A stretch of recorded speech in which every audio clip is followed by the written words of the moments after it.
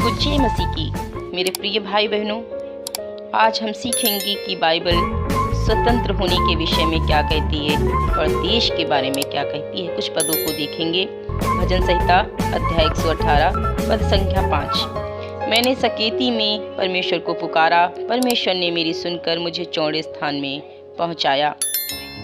भजन संहिता अध्याय 118 पद संख्या 6। यहोवा मेरी ओर है, मैं न डरूंगा, मनुष्य मेरा क्या कर सकता है। व्यवस्था विवरण अध्याय 8 पद संख्या 10। और तू पेट भर खाएगा और उस उत्तम देश के कारण जो तेरा परमेश्वर यहोवा तुझे देगा उसका धन्य मानेगा। योएल अध्याय 2 पद संख्या 18।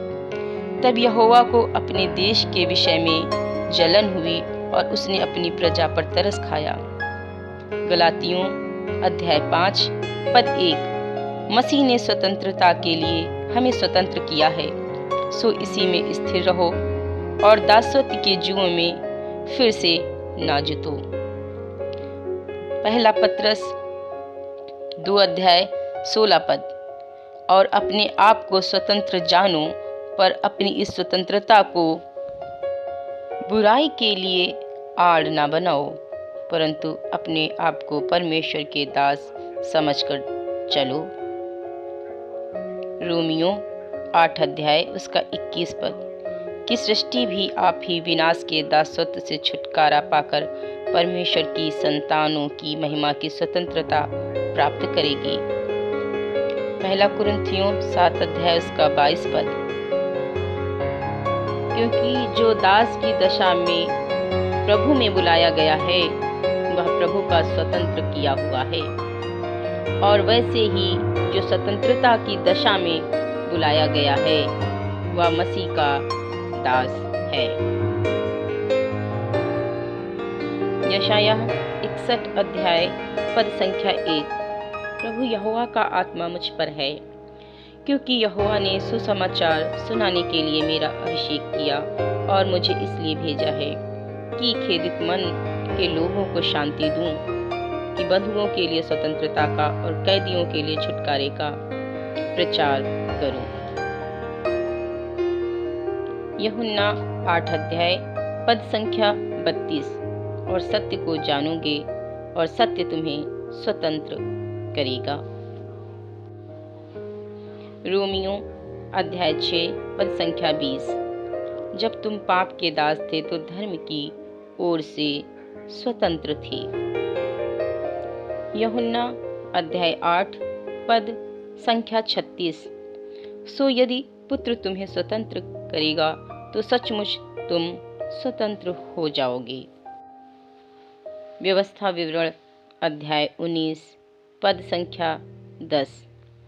इसलिए कि तेरे उस देश में जो तेरा परमेश्वर यहोवा तेरा निज भाग करके देता है, किसी निर्दोष का खून ना बहाया जाए और उसका दोष तुझ पर ना लगे। व्यवस्था विवरण 25 अध्याय पद संख्या 15। तेरे बटखरे और नपुए पूरे पूरे और धर्म के हों, इसलिए कि जो देश तेरा परमेश्वर यहोवा तुझे देता है उसमें तेरी आयु बहुत हो। व्यवस्था विवरण अध्याय 28 पद संख्या 8। तेरी खत्तों पर और जितने कामों में तू हाथ लगाएगा उन सबों पर यहोवा आशीष देगा, इसलिए जो देश तेरा परमेश्वर यहोवा तुझे देता है उसमें वो आशीष देगा। व्यवस्था विवरण अध्याय 33 पद संख्या 3। वो निश्चय देश देश के लोगों से प्रेम करता है, उसके सब पवित्र लोग तेरे हाथ में हैं, वे तेरे पाँवों के पास बैठे रहते हैं, एक एक तेरे वचनों से लाभ उठाता है। भजन संहिता अध्याय 67 पद संख्या 5। हे परमेश्वर, देश देश के लोग तेरा धन्यवाद करें, देश देश के सब लोग तेरा धन्यवाद करें। भजन संहिता अध्याय 85 पद संख्या 9। निश्चय उसके डरवैयों के उद्धार का समय निकट है, तब हमारे देश में महिमा का निवास होगा। भजन संहिता अध्याय 99 पद संख्या 2। यहोवा सिय्योन में महान है और वह देश देश के लोगों के ऊपर प्रधान है। आइए हम अपने सरों को झुकाएं और अपने देश के लिए धन्यवाद करें। पिता परमेश्वर, मैं आपका हृदय की गहराई से धन्यवाद देती हूँ कि आपने भारत देश दिया है प्रभु, जिसके हम निवासी हैं परमेश्वर, और समय समय पर आपने लोगों को दिया, उन्होंने हमारे भारत देश को आज़ाद करवाया। प्रभु, हम इस बात धन्यवाद देती हैं परमेश्वर, धन्यवाद देती हैं कि प्रभु उन तमाम सारे वीरों के बलिदान के लिए जिनका खून हमारे भारत देश की स्वतंत्रता और भारत देश की खुशहाली के लिए बहा परमेश्वर। हर एक जवान के लिए जिसने छोटे पद से लेकर बड़े पद तक प्रभु इस देश के लिए बलिदान दिया प्रभु, हम उन सारे लोगों के लिए, आर्मी सेना के लिए, सब लोगों के लिए प्रभु जो इस भारत देश के लिए हंसते हंसते कुर्बान हो गए परमेश्वर, जिन्होंने अपने गांव, अपने देश कुर्बान कर दिए कि वो अपने देश के लिए बलिदान हो प्रभु, उन बात के लिए हम आपका धन्यवाद देते हैं परमेश्वर। उन तमाम सारे लोगों के लिए जो हमारे भारत देश के हित में कार्य करते हैं प्रभु, हमारे भारत देश की रक्षा करें प्रभु, हर एक कूटनीति, हर ऐसी चीज़ों से बचाएं परमेश्वर, और जिन लोगों ने बलिदान दिया है उनका बलिदान कभी व्यर्थ नहीं जाए प्रभु। हमारे भारत देश के लिए प्रार्थना करते हैं, आप हमारे भारत देश की रक्षा करें, क्योंकि प्रभु आपने भारत देश के लिए अपने खून को बहाया है। भारत के लोगों से आप प्रेम करते हैं प्रभु। हम प्रार्थना करते हैं कि प्रभु, हम यही प्रार्थना करते हैं हमारे भारत देश पर दया और अनुग्रह करें प्रभु, लोगों के जीवन आशीषित होने पाएँ। उन परिवारों के लिए प्रभु जिन्होंने बलिदान दिया परमेश्वर, उनके परिवार प्रभु आशीषित कीजिए प्रभु, आपका हाथ होने पाए, उन्नति का वर्ष होने पाए परमेश्वर। हम प्रार्थना करते हैं जो भी शासन प्रशासन है उसको मैं आपकी बाहों में देती हूँ परमेश्वर। इस देश को चलाने में प्रभु आप मदद कीजिए उनकी प्रभु।